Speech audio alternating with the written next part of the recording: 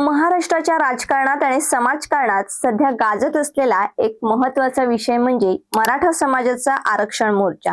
गेल्या अनेक वर्षांपासून मराठा समाज आपल्या मुलांसाठी आरक्षणाची मागणी करत आहे, परंतु आजपर्यंत त्यांना न्याय मिळाला नाही। अनेक वेळा चर्चा झाली, आंदोलनं झाली, परंतु ठोस निर्णय काही झाला नाही।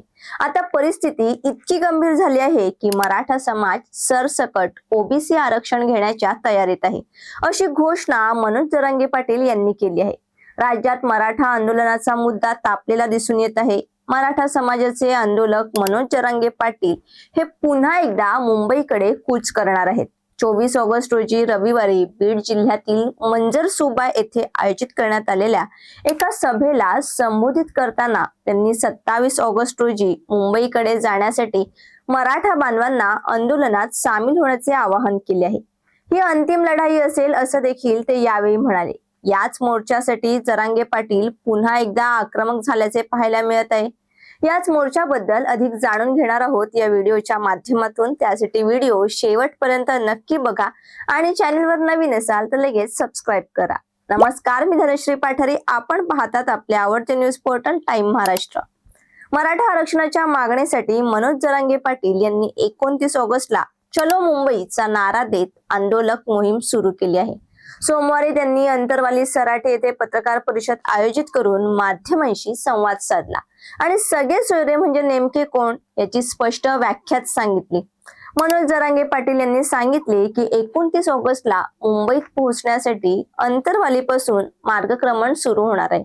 27 ऑगस्टला सकाळी 10 वाजता अंतरवालीपासून निघून पैठण, शेवगाव, कल्याण फाटा, आये फाटा, शिवनेरी म्हणजे जुन्नर या ठिकाणी मुक्कामी या मार्गे 28 ऑगस्टला चाकण, लोणावळा, वाशी, चेंबूर असा मार्ग पाळून रात्री आझाद मैदानावर ते पोहोचणार आहेत। तर 19 ऑगस्टला सकाळी 10 वाजता आझाद मैदानावर आंदोलन आयोजित केले जाणार असून त्यांनी स्पष्ट सांगितले की यात ट्रॅफिक जाम करायचे नाही।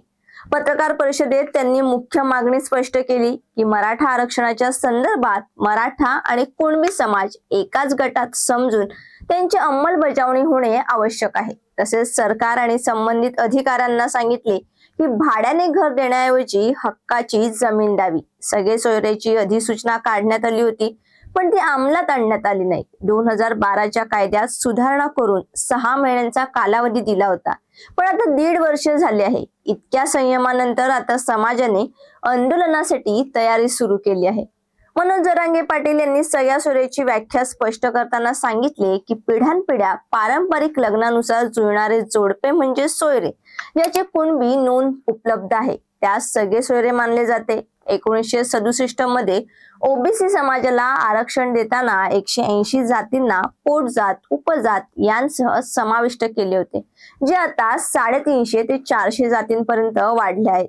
त्यांनी सवाल केला की ज्यांची कुणबी नोंद आहे त्यांना पोटजात, उपजात यात समावेश न करता कायद्याचे नाव बदलणे योग्य आहे का?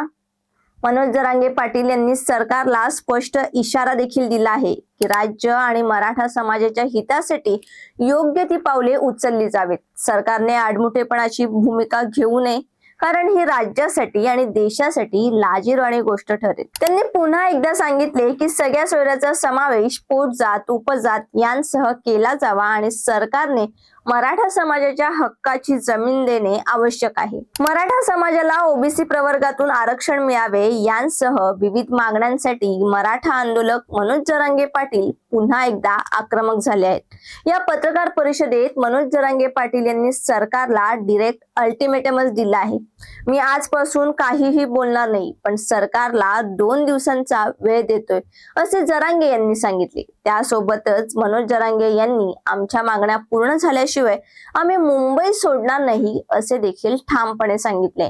परंतु मनोज जरांगे पाटील यांच्या नेमक्या मागण्या काय आहेत, तर त्यामध्ये नंबर 1 मराठा कुणबी एक आहेत याची अंमलबजावणी ही झालीच पाहिजे, त्याशिवाय मुंबई सोडणार नाही असं मनोज जरांगे पाटील यांचं म्हणणं आहे। नंबर 2 हैदराबाद गझेटियर लागू करावा, 13 महिन्यांपासून त्यांचा अभ्यासच सुरू आहे. आम्हाला सातारा बॉम्बे गॅझेटियर लागू करावे अशी मागणी जरांगे यांनी केली आहे. नंबर 3, सगळे सोयऱ्याचा अध्यादेश काढून 1.5 वर्ष झाले तरी मराठा संयमी आहे. त्याची व्याख्या दिली आहे. ज्याचे कुणबी नोंद सापडले आहे त्यांचे सगळे सोयरे घ्या, सगळे सोयरे पोटजात म्हणून घ्या अशी मागणी जरांगे यांची आहे. नंबर 4, सरसकट गुन्हे मागे घेणार होते. आमच्यावरच मार खाऊन केसेस झाल्या, अजून केसेस मागे घेतल्या नाहीत, परंतु मराठा बांधवांनी आरक्षणासाठी बलिदान दिले आहे. त्यांचे कुटुंब उघड्यावर आहे असे मनोज जरांगे पाटील यांचे म्हणणे आहे. नंबर 5, आमचं कायद्यात बसणारे आरक्षण द्या अशा मागण्या मनोज जरांगे पाटील यांच्या आहेत. दरम्यान मुलांचे हाल होता कामा नये, याच मार्गाने जावा हा आमचा काही हट्ट नाही, पण मुंबईत हजारो रस्ते आहेत, त्यातला कोणताही मार्ग द्या. आम्हाला न्यायासाठी जायचे, कोणाला त्रास व्हावा हे आमचे ध्येय नाही. आपण माळशेज घाटातून कल्याण मार्गे जाणार नाहीत, आपण चाकण मार्गे जातोय, हा आपला फायनल मार्ग असेल असे यावेळी जरांगे यांनी सांगितले. शिवाय मनोज जरांगे पाटील यांनी मुख्यमंत्री देवेंद्र फडणवीस यांनाही धारेवर धरला आहे. देवेंद्र फडणवीस मराठा आंदोलनादरम्यान अडचणी निर्माण करत आहेत. फडणवीस हे पोलिसांचा वापर करत मराठा समाजाला त्रास देत आहेत असे म्हणत त्यांनी फडणवीसांनाही सोडलं नाही. त्यानंतर मनोज जरांगे यांनी सांगितलं की मराठा समाजाला त्रास देण्याऐवजी त्यांनी महादेव मुंडेंच्या हल्लेखोरांना पकडलं पाहिजे असे म्हणत त्यांनी चांगलंच फडणवीसांना सुनावलं आहे. आता मनोज जरांगे पाटील यांच्या या मागण्या आणि आंदोलनाबद्दल तुम्हाला काय वाटते आम्हाला कमेंट करून नक्की सांगा आणि अशाच नवनवीन व्हिडिओसाठी आमच्या इन्स्टा, FB आणि YouTube पेजला फॉलो करा. धन्यवाद.